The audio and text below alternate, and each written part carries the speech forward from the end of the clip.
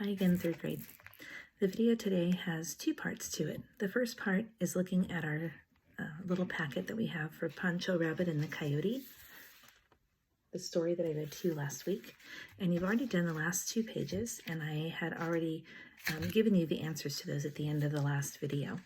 So today, I want to call your attention to the other pages that I want you to fill out on your own. The first 2 pages are very much alike. One is about the coyote, and the other is about Pancho.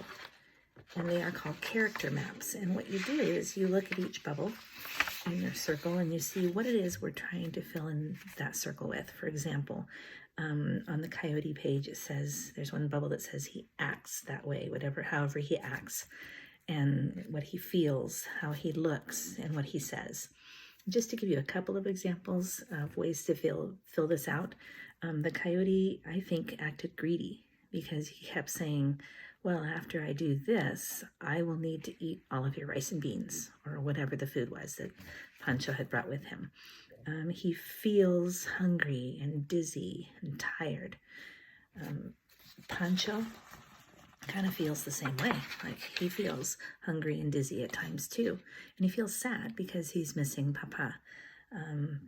Pancho says, as long as it gets me closer to Papa. That's something he kept saying over and over in this story. So try to fill that out with maybe 1 or 2 items in each of the bubbles. And then the other page I want you to look at is the page that looks like this.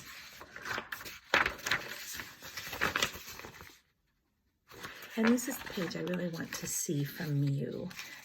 You can send me a picture of it somehow, either through Class Dojo or through the Google Drive folder that you have in Mrs. Crowell's class. The Using the 5 Senses page is really, they give you an example at the bottom, so it's not hard. And you don't have to just limit yourself to 1 sentence for each box.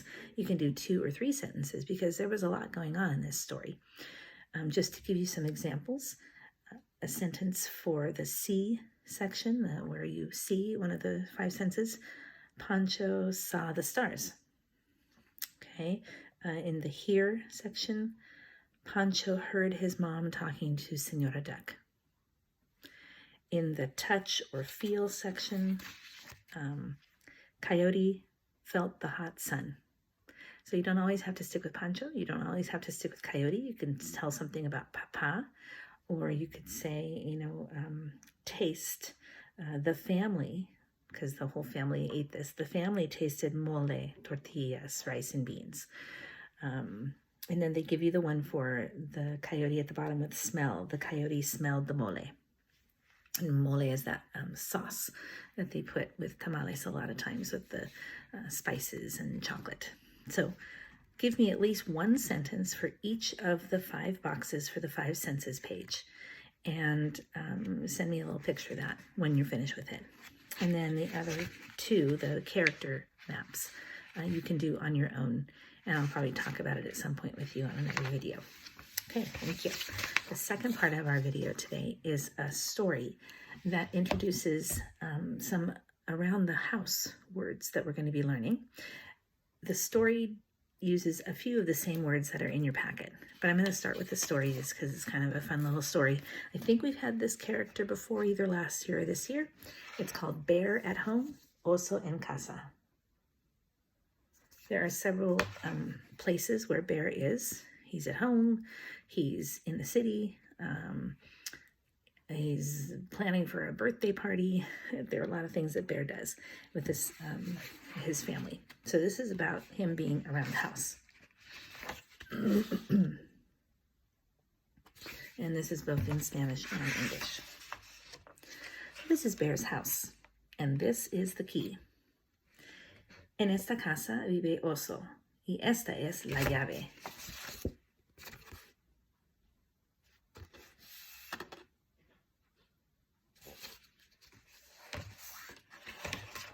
Open the door, and what do you see?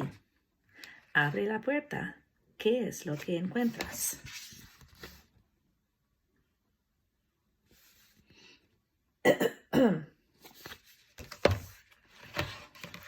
This is the kitchen, all clean and neat. Esta es la cocina, limpia y ordenada.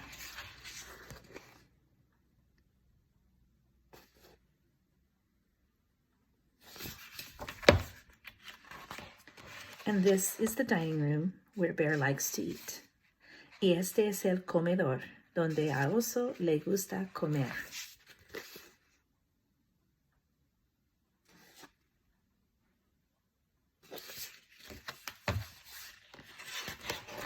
This is the playroom with a big toy chest.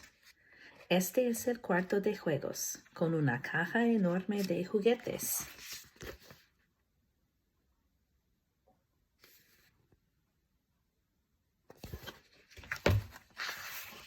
And this is the living room where Bear likes to rest.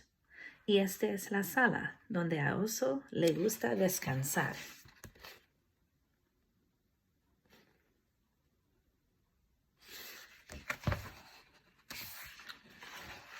This is the hallway where Bear climbs the stairs. Este es el pasillo por donde Oso sube la escalera.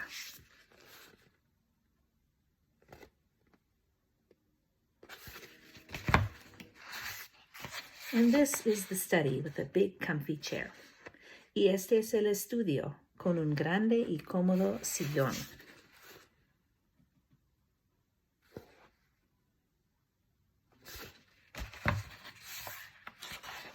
This is the bathroom with walls painted bright. Este es el cuarto de baño con paredes muy coloridas.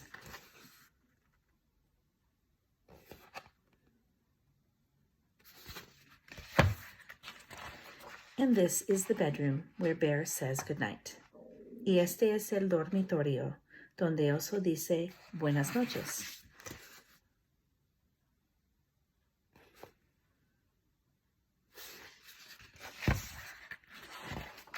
And here is the downstairs part and the upstairs part. Planta baja, planta alta. That's Bear's house.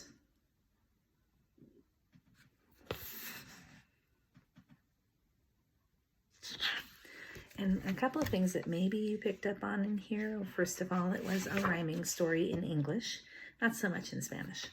And then another time, they used some words that maybe we heard before, or similar words to what we heard before. For example, let me find the one page that I really wanted to show you.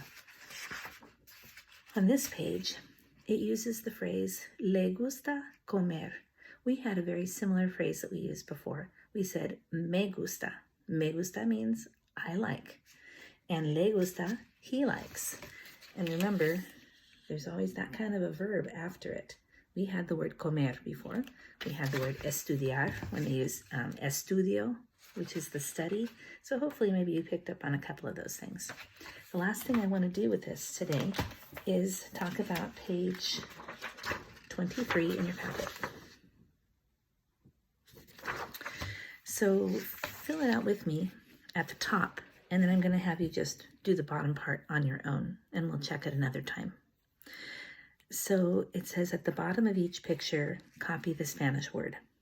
So really, you're going to be copying that Spanish word just for the practice of it. So all I want to do for you today, right now, is to say the word and have you repeat it after me. I'm going to go across each row at the top of page 23. Dormitorio,